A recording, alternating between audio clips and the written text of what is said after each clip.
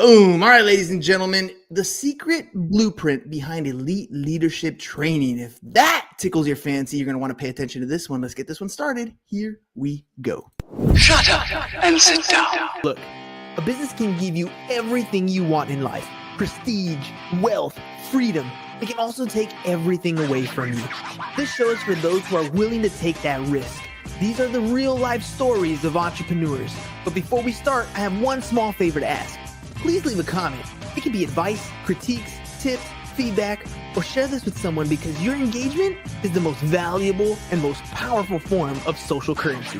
So thank you, and welcome to another episode of Business Bros. All right, Business Bros. He's the architect behind programs that transform emerging talent into executive leaders. From helping elite leadership pipelines to helping Fortune 500s diversify their top ranks, his work is changing the face of corporate leadership. Please welcome to the show, Mr. Curtis Sprouse.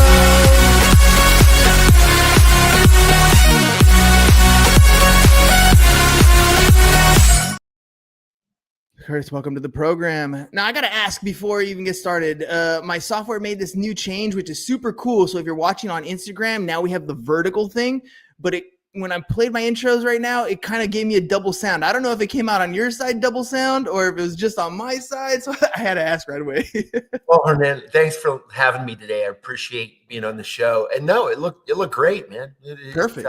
Nice lead in. It's got good energy to it. It's a lot better than my podcast. It's got sort of a boring little intro to it. It's it sounds like old man music, but I guess I'm an old man, so it fits. If you're like me, you just go on these different podcasts and you're like, oh, I like that. I'm going to incorporate that. I like that. I'm going to incorporate that. It's kind of how it came to be. You're episode 14 or 1416. So it didn't start off this way, but just like you're doing with your leadership training, it just gets better and better over time the more you put into it. So give me a little bit of background about yourself. How long have you been in this space? How'd you get into corporate leadership? Great. Thanks for asking. I'm an accountant by training, accounting and finance. I was CFO, CEO of a couple of healthcare companies, ran a consulting firm for 20 years that did third-party payer strategy and clinical trial process efficiency, was involved with the launch and management of well over 400 companies, products, that is. And so just been very fortunate to get a lot of experience with working with very large companies to small startups. So I run a behavioral science company, started that in 2009. As a matter of fact, I've been getting all these, congratulations on your anniversary. It's amazing. You don't think about like how much time elapses, but 17 years, it's like a blink of an eye. But what we do on a daily basis, I spend about half of my day or more working with executives, helping them build their teams. We have a group of validated instruments that we use that help us gain data on the individuals and allows us to build a pretty in-depth profile of the individual. And I call it behavioral mechanism of action. Why does Hernan act and react the way he does? And when we understand that, we can provide you a relevant path for your development. It's not based solely in theory. While there's a lot of theory around it, it's based in what is it that comes natural to you, and then how do we help you to leverage and develop and build off of that. And we've been very, very successful in helping people sort of achieve levels of success personally and professionally. And then I run a not-for-profit called the Institute for Biomedical Entrepreneurship, where if you develop somebody's individual talent, how do they deploy that against an objective? And where we facilitate that is through the IBE, which is a 5-day course on translation. So it's basically helping people that are innovators understand the entrepreneurial process. And, in 5 days, we're not going to turn everybody into an entrepreneur, but we help them to understand the path, and we help them to participate in the process of advancing their science or technology in a way they don't obstruct the entrepreneurial process. So some of them do turn into great CEOs and great leaders, but many of them just learn where to play within the continuum of advancing their science so that it can advance without them being an impediment to it. Seems like every company wants to figure out how a person is going to react or respond before they ever react and respond. And then there's a lot of money in that, whether you're doing it from direct to consumer, trying to figure out what the buying process is, whether you're in management, trying to manage a team and keep, company culture in place. And you mentioned two programs, I think. So one of them is the ECBD program, and the other one is the IBE certification program. Tell me about the ECBD program. What is it and who's it designed for? So, we've deployed this program with high school students all the way up to CEOs of companies that are, 50 billion in revenue. So it's a broad spectrum of people that are impacted by it. But basically what it entails is that, we send out an invitation. If you contact us and say, geez, I want to go through it, we send out an invitation, you take the assessments. It takes about 30 minutes to complete the assessments. And then we set up a one-on-one with one of our behavioral specialists. So you'll get feedback on things like motivational theory, what drives you, interpersonal skills, listening as a component of comprehension. I think you said, you're married. How many times has your wife been talking to you and she'll say, Hernan, did you hear one thing I said? And you're like, oh yeah, honey. And you didn't hear. No, that never happens. Every time she speaks, I have 100% ears open and I listen and hear everything she says. Don't tell her anything. Well, it's so there's comprehension, which is understanding what the person was thinking, not interpreting what they said as the end all be all, where I know what it is you're thinking. So that comprehension, there's in our data, we can identify what things can compromise your understanding of reality, the understanding of the situation. We look at things like influence, decision-making. So when you take all these models, it helps us to define where are the things that are obstructive. So by the end of that one-on-one, there's nothing we usually tell people that they don't know about themselves. Oh, I struggle making decisions. I'm stressed out. I lack confidence. But what we help them to understand is why they have that. Why is it that you lack confidence? Why is it that you're stressed? Why is it that you can't engage with consistency? Why is it you're stubborn or cynical? And once they understand the why, they can then take steps to develop themselves in a path that's more constructive. And so if you're in a corporate project that we would do, then we would do a team training. So we send the leader of the team an analysis of the team, which is an exception report that helps them to understand where there are people in the team that are outside what we would call a more effective range, right? There are certain things like take for instance like energy. Okay, energy is how fast you move through life. If you notice, you and I both talk fast, walk fast, drive fast, I'm sure, right? Yeah, a little bit. Right? Yeah. So there's good and bad to that, right? You get a lot done during the course of the day, but there's times you're moving too fast.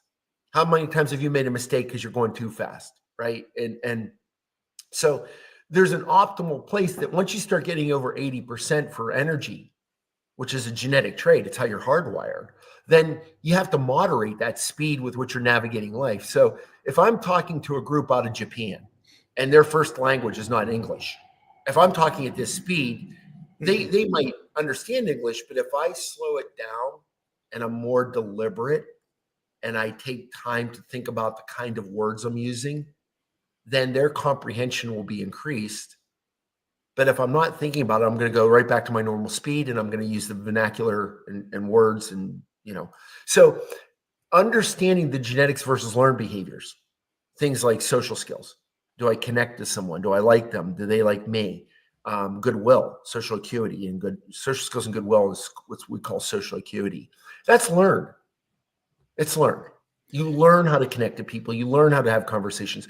Take for instance, if I were to ask you, are you a better interviewer now than you were when you did your first podcast? 100% difference. That's what practice does, though. It's like, to add to your point here, I think part of it is understanding what you're doing and then why you're doing it.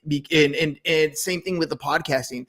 At first, it was uncomfortable sitting behind a camera. It was uncomfortable listening to my own voice. But as I watched and I learned and I saw what I was doing, I understand why I was doing it. I was able to then make those changes. And now they're more natural. There's less filler words. I'm much more comfortable. There's more energy that shows because I understood. I already knew I didn't have those things at first. But once I understood why I was doing those things, it was a lot easier for me to make those changes.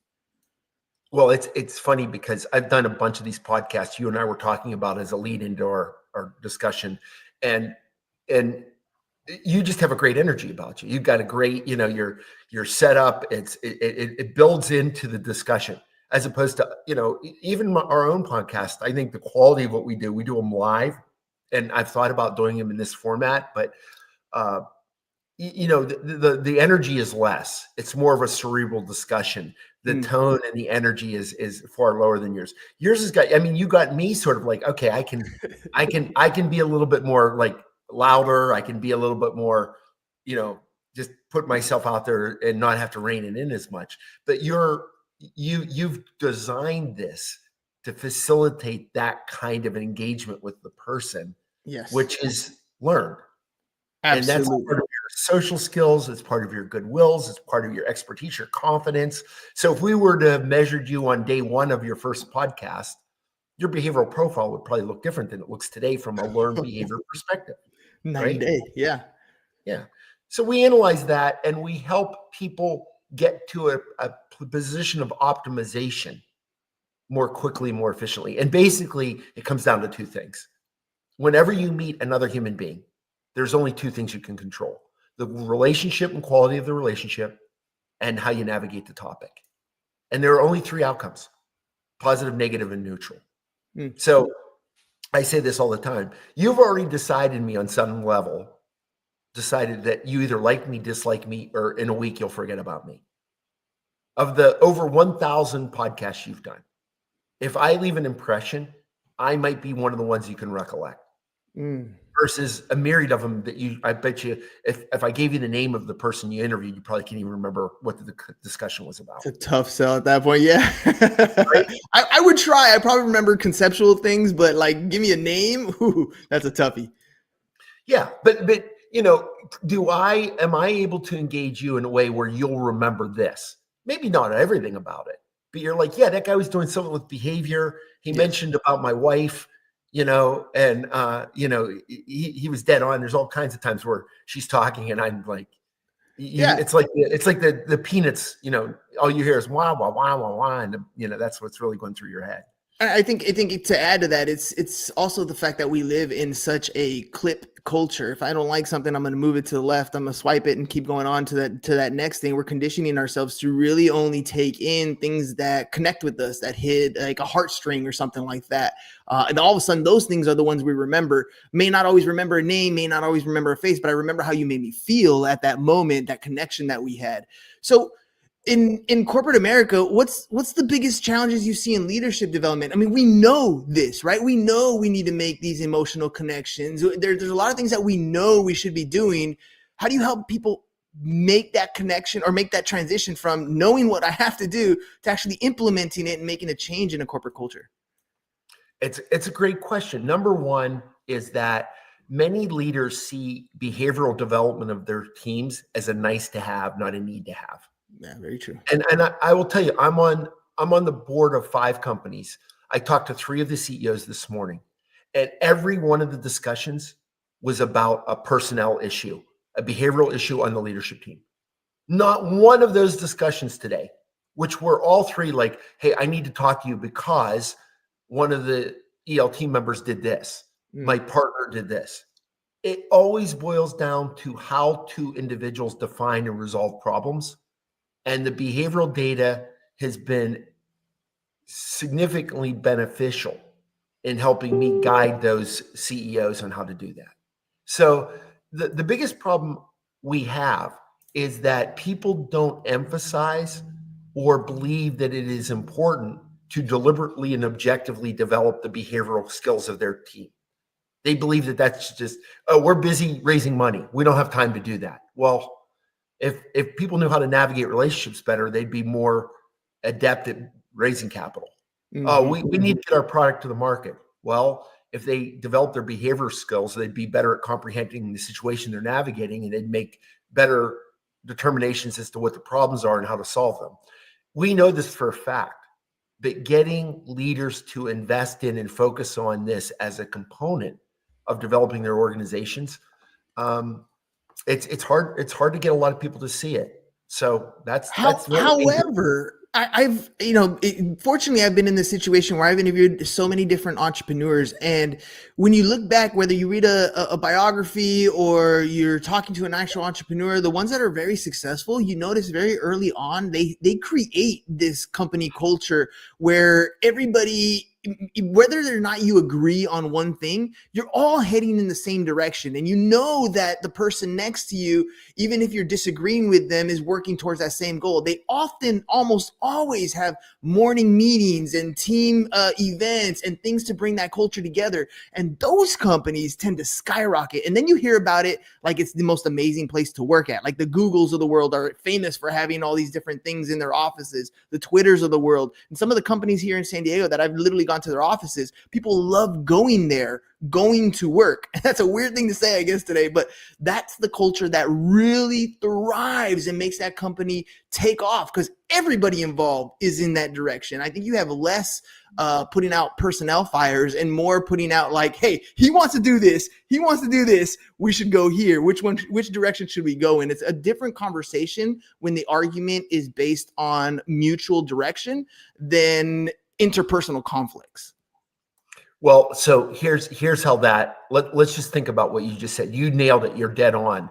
But the people you described are typically the top 20% of the food chain. They're the really good leaders. And they'll hire me all day long because they realize that any advantage they could get in building that culture, anything that gets them there faster, more consistently, they'll hire me. But the opportunity exists within the next 80%. Those groups that are average or poor at doing it. And I've had, what's really interesting is I've had leaders that built great cultures at companies, and then they went to a new organization and they struggled with building that culture. They knew how to do it. They've done it successfully. But in a particular situation, because it's now a smaller company, there's a couple people that are challenged. The dynamic, one bad person becomes more pronounced in how it dictates the culture of the organization or the team. And where I think the real opportunity resides is in that 80% that aren't in the top 20. They haven't already established the culture. They don't have unlimited funds like an Amazon or Google to create that culture. That they have to do it in a more deliberate and more effective and more efficient way. I think that's where the opportunity resides. That's where we are able to make a lot of impact. So who's that ideal company? What kind of companies do you already partner with? And which ones of the 80% are like that ideal company that would definitely benefit? I mean, obviously, I think all companies would benefit with a better employee culture inside, but which ones are you targeting specifically? Well, I think knowing the ideal client is having one and seeing how they become ideal.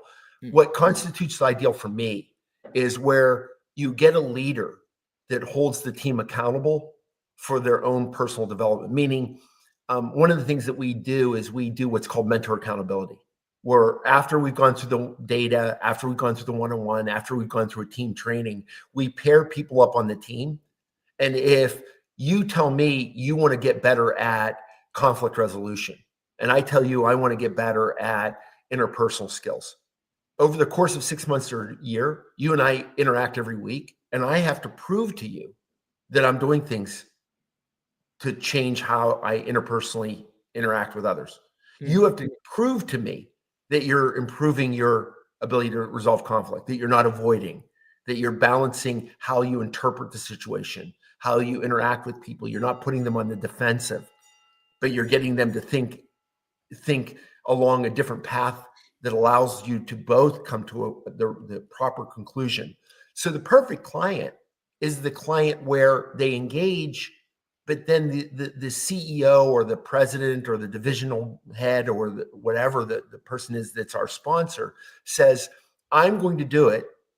I'm going to demonstrate that I'm doing it. And then I'm going to hold you accountable for doing it. Because what we do, Eureka Connect, it's just a tool. It's only good as its use. It's a very good tool. It's highly effective. But if you're not committed, and it doesn't take a lot on that leader's part, but if they're not committed to do that, then they're just not going to get the outcome that is possible. And when you mean commitment, you're talking about after the event, right? Because I've gone to a lot of cool events, whether you go as an individual or as a company, you go, you learn so much. Some speakers are just so elegant and so energetic. They get you jumping out of your seat. You're like praising, you got goals, you're ready to rock and roll. And that was Friday. Monday comes around the corner, whole different ballgame. Right? The office is back to normal. Like nobody really, I mean, you remember having a good time. You made some great memories with your coworkers, but it doesn't always change. When you talk about that success factor with that leader that's holding them accountable, how does that work? Because I know as humans, we get excited. We don't always follow through. It's so I call those events, like when I walk into a room and do a training, I call it a puppy dog event. You know, you get a puppy dog, you bring out a toy, the puppy gets all excited and it gets jumping up and down, up and down. You throw the toy a couple times and the puppy's running back and forth with all this energy. And then the puppy gets tired and it goes in the corner and lays down. And it doesn't do anything all afternoon. Yep. Versus an ostrich that puts its head in the sand and doesn't even want to know what's going on. Versus a panther that studies the material, studies its prey. It's quiet, it's methodical, and then it attacks with great precision, right? And so what we want is get people move from puppy dog to panther. Be in the room, be attentive, take in the information, analyze the content, make it relevant, and then take action. And that's not easy because it's easy to get people excited in a room in a moment. It's hard for them to continue to have that excitement when you're not in the room anymore. Yep. And so that's why mentor accountability becomes important, because it's your colleague. And when we put a person in the position of being a teacher, not just the student, think about it. If you have children, right? I do. Yeah. So when you have to teach them something, you have to develop a proficiency. Absolutely. Right. Absolutely. And so you have to think more about, okay, how am I going to communicate this concept to my son or daughter in a way where they understand it, right? As opposed to, how to do it. You know how to ride a bike. But how are you going to teach them to ride a bike so that they don't fall down the first time and then have a fear the second time? That they feel comfortable, like, oh, this is liberating. It allows me to go places I couldn't go before, right? Freedom. It's a process of getting them to do that from a behavioral perspective. And I think we provide an environment and data and process that facilitates that journey in a much more effective way than what many others are doing. You've been able to meet a number of different leaders. They all have different traits, different skills. And the future that we're walking into is also different, because not only do we have the human aspect to deal with, now we have the AI aspect to deal with that's going to be incorporated into the human aspect, making skills and traits a little more accessible to more and more people, which kind of, I feel like it brings that knowledge-based barrier a little bit lower. It used to be you knew stuff, you were much higher value into a company or in a family or whatever. Now that knowledge base kind of evens out. You have more about some of the personal traits or skills that are going to help kind of make things better. As you look at some of these leaders and you see the future of tomorrow, what skills and traits do you see that a leader should have now to be best prepared to create a good culture, a good team, a good company in that future of tomorrow? Great question. Number one, we know from data, we know from history that social acuity is my term, social skills and goodwill. Google studied this for years. They published an article with New York Times back in 2017, I believe it was. And I think if you look at like the work of someone like Adam Grant, he talks about these concepts of building relationships, social skills and goodwill. If I connect to you, if you sense that I'm a good person, that's the foundation of trust. And everything emanates from trust. Do you trust your wife? Do you trust your friends? As your kids get older and they start, I imagine your kids aren't driving yet, but when your kids start to, yeah, so kids start to drive, do you trust all your kids equally to take that car and go off, and that they're going to go where they should go and conduct themselves the right way behind the wheel, and they're not going to be texting and they're not going to be drinking? Like these are all elements of trust, and that's social skills and goodwill. We need to teach that as part of how we groom a leader. The second part of that equation is that great leaders, if you ask me an attribute of a great leader, it's not only that they have very good social acuity, and you can create great outcomes without having it, by the way. I'm not here to say that if you don't have social acuity, you can't be successful, but I don't see people, I don't see them doing it for long periods of time. And I don't see them doing it in a way where they're passing on that ability to develop. They're not developing leaders around them. Really great leaders develop leaders. And so that second piece is that a great leader does not manage people to an objective. They get those people to think about how to achieve the objective. Meaning, if you work for me and you've got a key role in my leadership team, if I'm telling you what to do every moment of the day, if I'm watching everything you do and measuring whether it's successful or not, that's time that I'm not doing things to build the rest of the organization. But if you're the kind of guy that can define a problem accurately and take the action that's required to get the outcomes the company needs without having me involved in that process, and that you can develop a team around you that does the same, those are world-class organizations. Those are the ones that are defining the future for their industries. And those are the types of leaders we're trying to build. It's funny when you're talking about that, I what popped into my mind was like Steve Jobs and Elon Musk, because social skills, we can say that they might not always have the best, right? They were notorious for being pretty harsh bosses, being very strict, holding everybody accountable, which is amazing. But which is difficult to deal with as far as personality is concerned. And it's been recorded over and over again, especially if you watch biographies of Steve Jobs, and people constantly talk about what personality type he was. However, what I don't think you see as much, and you do hear about it, are the leadership positions that are placed around them, the people that they actually communicate. They might not work well with, the employee that comes in and probably doesn't have a whole idea of the whole picture. They might snap at those people, but the leadership team they put around them help create these companies. You might have, had a CEO or a CFO or somebody else that comes in, a board that comes in and helps manage these entrepreneurs to grow their companies. And I think that's what you're talking about there, surrounding yourself and building that leadership team around you so that it cascades to everything else in that company. So what advice would you give to companies looking to build those stronger talent pipelines if they're just in this position now? And this is kind of my plug opportunity, right? So if people want to build stronger internal teams, they want their pipelines of people that are just coming into the company, maybe building that culture and someday being the leaders at the top of this company. What can they do? So you have to understand what your contribution is to the entity. If you're a Steve Jobs and you're just a visionary with regard to what people will want and how they'll use it, then you have to position yourself to say, I shouldn't be around the people that are executing daily, because I'm going to be disruptive. It's never going to get done fast enough. It's never going to be done the way I wanted it done. It's never going to meet my expectations of perfection. Mm-hmm. But I need them to do what they do, but then I have to interact with that. You as Steve Jobs has to figure out, how do you interact with the organization and who do you put around you so that they can insulate the organization from the negative sides of my personality. And so I worked with this one company. It was a big company, and I worked with the global president, and he reported to the CEO. And the CEO is a brilliant business guy, really, really brilliant guy. But he's narcissistic, not a great people person, not a great leader of people. But the guy that I was working with was phenomenal, maybe one of the best guys I've ever worked with. And I always told him, your job is to insulate the organization from the CEO.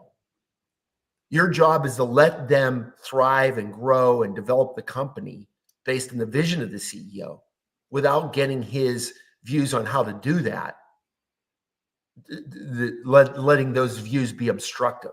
Because while his vision was right, the execution he doesn't understand. Mm-hmm. And so the answer to the question is, as a leader, are you that technical person that the company can't live without?